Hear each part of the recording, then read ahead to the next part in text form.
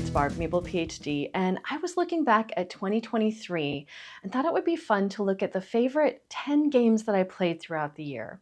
These aren't necessarily games that were published in 2023, there are a couple of those on the list, but a lot of them are older games that I've had in my collection and that I just enjoy bringing out and found some joy in this year as we brought them to the table. So without further ado, here are my top 10 plays of 2023.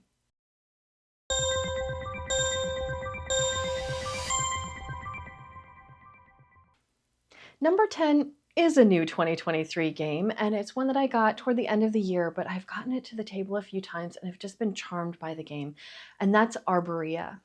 Now, this is a game where you are woodland creatures going on little pilgrimages.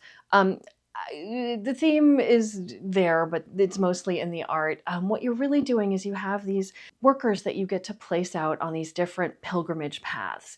And then each turn, those paths move a little bit, and you can jump off at any point, and then on your turn you'll get to activate a path based on where your meeples are that give you different actions. And so it's not really press your luck, it's more of a being patient strategy where the longer you keep your meeples on the little pilgrimage track, the better things you can get out of, what they do on their little paths. But it means you might spend a turn not doing a whole lot because you really want your meeples to get further on there. And so there's kind of this push-pull about, well, what this guy's going to get is good enough for what I need to do this turn versus, no, I really, really want this guy to get to the end of that pilgrimage path because I need what it's going to get at the end of that path. For example, one path will get you more workers so that you can have more people out on those different pilgrimages. But you really want to wait till the end of that path to maximize how many of those you're getting. But that one's a really hard one because you also want more people out on the track. So I always struggle to just be patient and allow those guys to get to the end of the pilgrimage or to the last couple of spaces before pulling them off. But the other thing is that each of these pilgrimages has two possible paths. And sometimes you want both of those things. And so you're kind of struggling to get enough people out there, enough people on the same track so that you can take either side, that, to get the resources you need, that sort of thing. And so ultimately what you're doing is using resources that you're getting to place out to fulfill these goal cards that place out more terrain into a little terrain thing that you're building up. And then you also want to get fantastical creatures into those terrains. But there are a lot of different ways to get points because as you're building up materials, those are a common pool for everybody. And if I, make a few waters available on my turn and I don't use them, I get points for not using them. But it leaves those materials for someone else to use on their turn.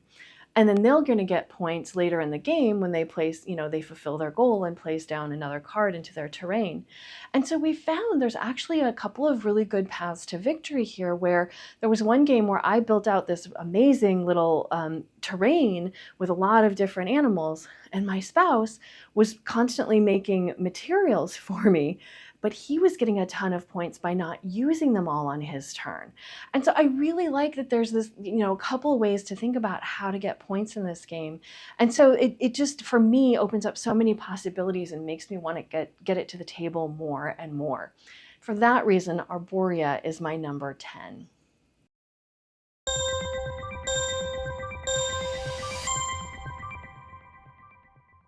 My number 9 is Life in the Amazonia. This is a bag building game where you are collecting resources into your bag and pulling them out each turn and then using them to do various things. You can use them to get more terrain into your tableau. You can get animals into them if you have the right types of terrain next to each other. You can add trees. You can buy more tiles, of course, and you can buy cards that give you some special abilities or some game end scoring options. I really like this one because there are a set number of animals in the game, but they have different abilities. You can set it up differently each game so that they chain together in different ways. And so I love thinking about, this animal wants to have lots of different ones around it. So how can I make that happen? but also one of the animals that I'm going to have around it wants a whole chain of that same animal. And so you're kind of thinking how to get your terrains together in order to get the right animals. You're also thinking about getting some trees out and beefing up some of your other, there are tracks in the game. You want to beef some of those up, because one of the big things that this game adds to bag building that I haven't seen before is that at the end of your turn, at the start of the game, you can always save one tile to bring out for the next round. But it's called storage or something like that. But you can beef that up so that you can keep a couple, I think up to 3. And it's not that you keep those and then only draw, 4 more instead, 4 or 5 more. I can't remember how many you have each time. But you get to draw your full amount. So you have those additional ones that you've stored in addition to the ones that you would already normally have on your turn. And this is huge. This allows you to keep that one tile, that one chip that would really help with the one thing you needed to do but couldn't do. And it lets you mitigate some of that luck of how things come out of your bag. And so this one I have really enjoyed. Of course, I love the animal themes, as you know if you've watched my channel at all. But I really enjoy the bag building, the way you can mitigate the bag building, and what the tableau looks like by the end of the game. So for that reason, Life in the Amazonia is my number 9.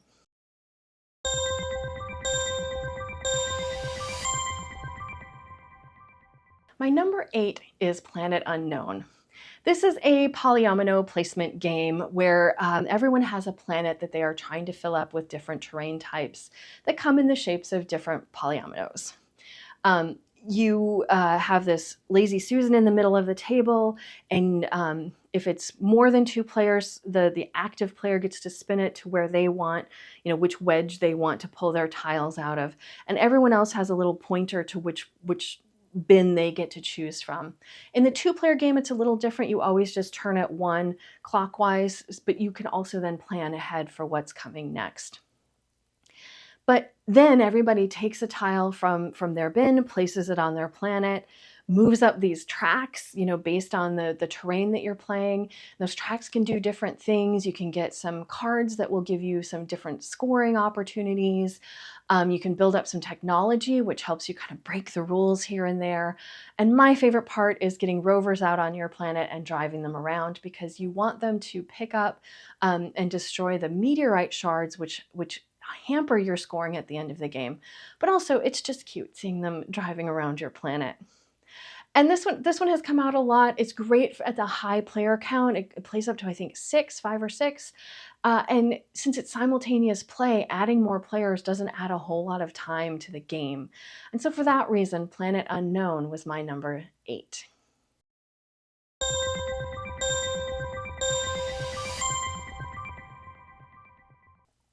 My number 7 was Mists over Carcassonne. This is a new version of Carcassonne, but it is a cooperative version where you are working together to keep the ghosts at bay that are popping up in the mists over Carcassonne. It's got the same feel as Carcassonne. You're playing out a tile on your turn. You have to match road to road and city to city. And once you place a tile, you can, place out one of your meeples on the road or in the city. It doesn't have the monasteries. It has castles instead, which score a bit differently, but similar, that you want to surround them completely in order to score them. But the big difference is once you place your tile, there may be mist on it that shows ghosts. And that means you have to play out a certain number of ghosts. If you ever run out of ghosts, need to place more, we all lose the game. If you ever completely close up a section of mist, you get to pull all the ghosts out. And then when you're scoring, like your roads or your cities, you can choose, instead of scoring, to pull off some of the ghosts off of one tile. But you're also kind of racing to try and get as many points as you can. So it comes with a bunch of different scenarios in the game. It starts out fairly easy and gets harder. Although fairly easy is relative, because we've struggled to get through the first few levels a couple of times.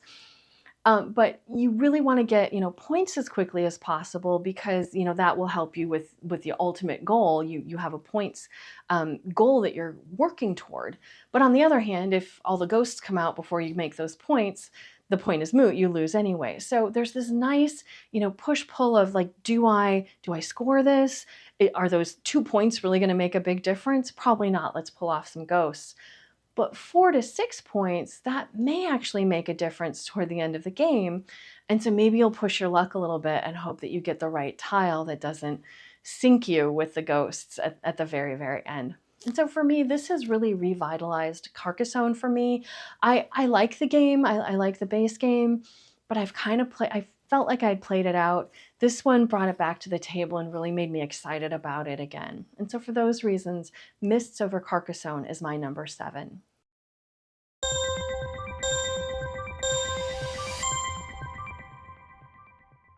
My number 6 is Atiwa. This is a worker placement game where you are placing out workers, but also in order to build up a tableau in front of yourself, which is representing a region in Ghana where the people are learning to live peacefully with the bats and even attract them into the areas because the bats can reforest the areas fairly quickly. And so throughout the game, you are, placing out your workers, you are putting out new terrain, you are planting new trees and getting fruit, and all the while trying to attract more and more bats into your tableau. One of the things I actually really like about this game is this upkeep phase, which I know sounds really dumb, but at the end of each round, you go through this upkeep phase where you have this player board that has all of your pieces on it, and it shows how many wild animals you've placed in your tableau and how many trees, etc. And if you've placed enough wild animals, you get to place more trees. And if you've placed enough trees, you get to place more fruit, and enough fruit, you get to attract more bats. And so there's this added step in the upkeep where it's not just this boring, okay, I'm, trading in money, I'm feeding my people, whatever, but it's like I'm getting cool things out of this. And so you're planning through the round how to, maximize what you get out of that upkeep phase. And so that part has really delighted me. The cards in the game have delighted me. There's, like a haunted house in there, and there are some ruins that attract a lot of bats. And so this one I've just enjoyed. The theme totally drew me in, and the game itself has charmed me. So for that reason, Atiwa is my number 6.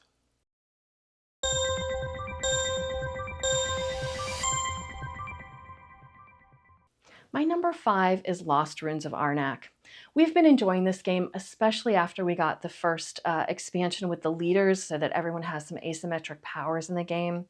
This is another deck building game where you are using cards in your deck and other actions to place out your archaeologist on this board in order to get resources to turn into other things. You're going to use those resources to overcome guardians that are on those sites. You're going to move up a research track, but you're also going to try and buy some new cards to add to your deck, some powerful artifacts and tools that help you, with everything that you're trying to do. I really like the leaders expansion where everyone has slightly asymmetric powers, where they get to, tailor their strategy based on their character. But the other thing that happened this year is that there is another expansion called the Lost Expedition, which has a solo and 2-player only campaign. And so my spouse and I have started playing through this, and it is a co-op version of the game where you are working together to do some goals. So it might be that you both have to get all the way up to the top of the temple tile, which is where you're doing your research. But maybe there are some stumbling blocks on the way where you need to spend some extra resources to get the fog out of the way, or to buy these extra tiles in order to do that. The latest game we played, there are a bunch of extra guardians on the board, and you have to get rid of all of them, and that was really hard. But it's added this new challenge where we're working together, we're sharing resources occasionally, we're making decisions about some of the things we're encountering because there are these encounter cards. And it's just added a new dimension to the game that I really like. I'm still going to play the multiplayer and, more competitive version of the game, but I've really enjoyed this co-op version and what it's added to the game and how they've implemented it. So for those reasons, The Lost Ruins of Arnak is my number 5.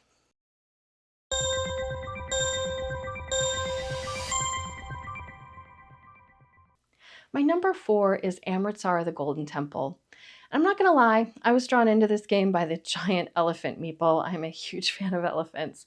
but the gameplay has also like kept me there.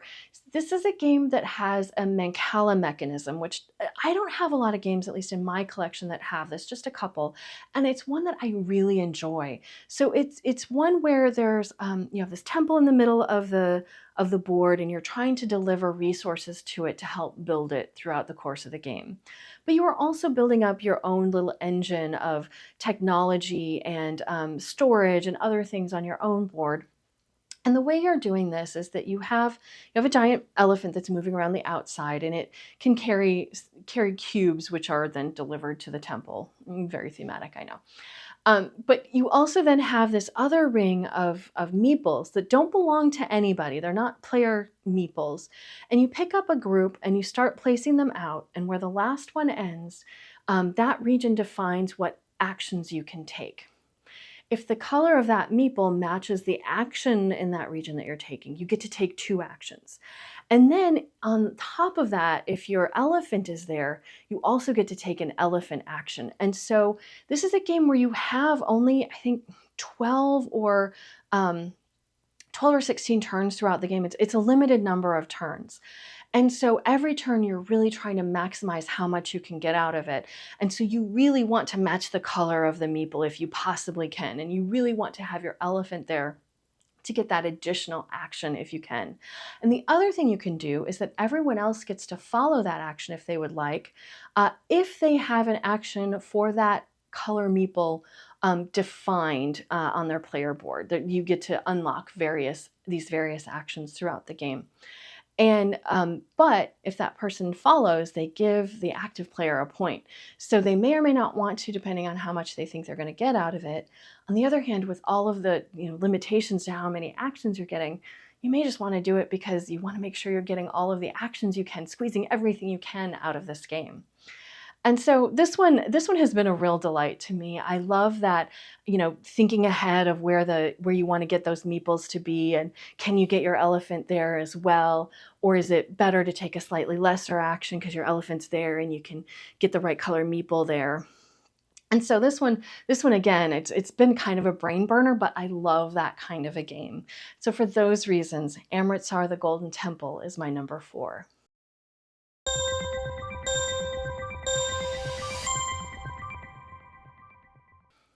My number 3 is Ark Nova. This is a game where you are building up a zoo in front of yourself, and you're doing it with these 5 action cards that are in front of you in different positions. And when you take one action, the position that it's in defines how strong the action is, and then you move that card down to the number 1 position, so it becomes really weak until you build it back up. This is one where, I love the theme. I love zoo themes. I love animals. I was drawn in for that. But I also really love this action selection, version. Like, I can do the same action several times in a row if I don't need it to be very strong. But it's usually more advantageous to kind of let it slide down a little bit more in order to, beef it up. So then sometimes I'm doing actions I'm not quite as interested in, but because I know that I can beef up the one action that I really want to have in the number 4 or 5 position. I also love building out my zoo in front of me. You have this board where you're placing out your enclosures and flipping them over when you have animals and creating this tableau of all the animals that you have. And you're also focusing not just on populating your zoo, but on some conservation projects. And in fact, you have to be somewhat looking at the conservation because you have these 2 tracks that ultimately determine your score. You have one that's kind of how much people like your zoo, and then you have another one that's conservation. And the game keeps going until someone crosses those 2 paths and then finish the round. But then it's the amount of overlap between the 2 that defines your score, which means you can have a negative score in this game if you're not focusing on both of them and trying to get them, kind of to meet up in the middle. And so I really enjoy that part of that. I love, modern zoos are focusing on conservation. And so I love that how this is kind of bringing that into the theme of the game and adding that extra dimension. And so for all of those reasons, Ark Nova is my number 3.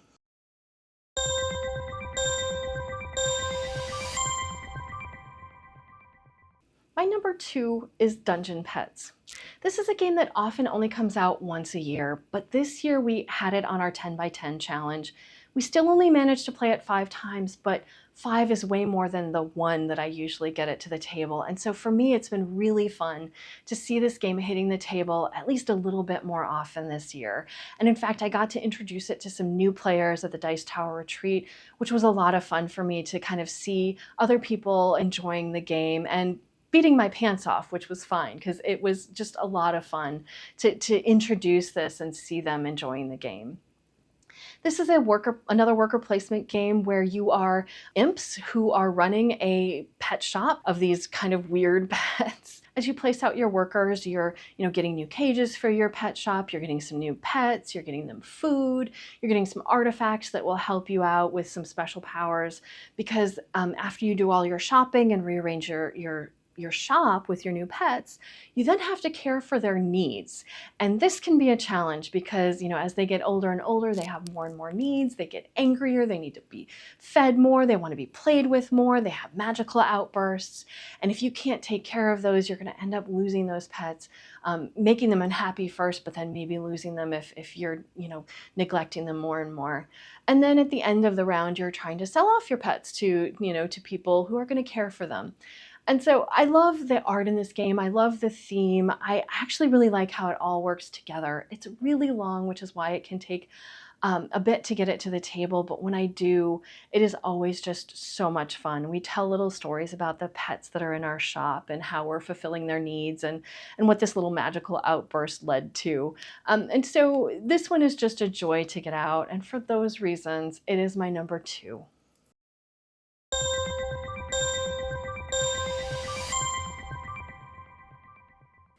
And my number 1 play of 2023 is Clank Catacombs. I love all things Clank, and Clank Catacombs is the one that came out the most this year. This is a deck building game where you are using the cards in your deck in order to traverse this dungeon, to find treasure, to battle monsters, and ultimately to find artifacts to bring back to the surface. What I really like about Clank Catacombs, and the thing that it adds over the base game, so on the base game you have a static board where you can kind of plan out how you want to go and you know exactly where all the artifacts are. Catacombs adds a map that's built out as you go. And so when you kind of move a meeple to the end of a path, you pull out a new tile and place it. Sometimes it has the exact thing that you're looking for, but usually it does not. But it's always fun to see what comes out. It's a blast to figure out your path and try and find those artifacts. Sometimes they come out pretty early, but those are the lower point ones, and you want the high point ones. So you're going to keep going deeper and deeper into the dungeon. But of course, all the while, there's a dragon who's attacking because you're making a lot of noise in that dungeon. The noise is the clank, these cubes that you put out in this one area that go into a bag, and when the dragon attacks, they get pulled out of the bag. If yours are pulled, that is damage to you, and you can be killed dead. If you are killed dead way underground, you are out of the game. This rarely happens until the very end of the game for us, but if you at least get to the safe areas, you'll die, but the locals will save you. But of course, the goal is to get all the way out of the dungeon. I love how the board builds up in front of you, how you're trying to figure out the path. Do I take this artifact and run? Do I wait for a higher point artifact? Maybe I can get a backpack so I could get 2 artifacts. So this one has just been a blast every time we've taken it to the table. It's been a lot of laughs, a lot of tension as you're hoping that even if you buy cards, there isn't a dragon attack, which is what can trigger the dragon attack.